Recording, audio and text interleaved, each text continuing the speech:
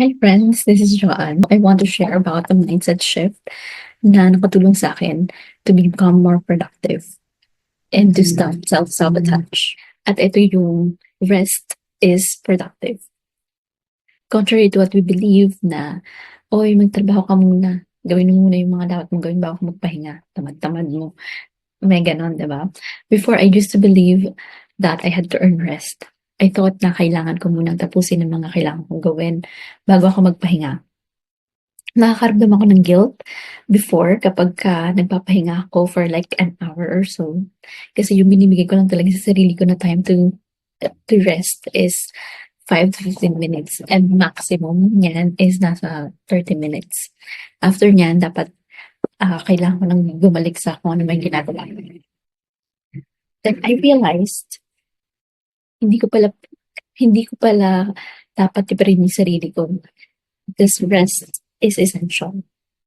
Here's the thing.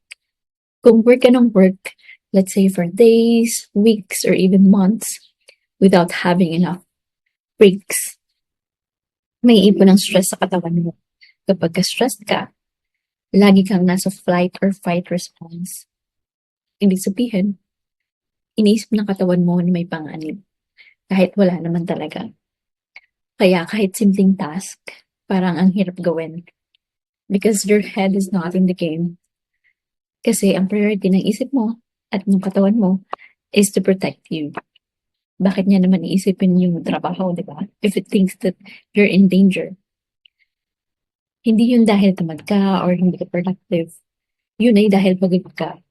Physically, mentally, and emotionally. So let's reframe. Rest is productive. Rest is not laziness. In fact, kapag marunong ka magpahinga, mas marerelax ang katawan at isip mo because you are communicating to them, hey, we are safe.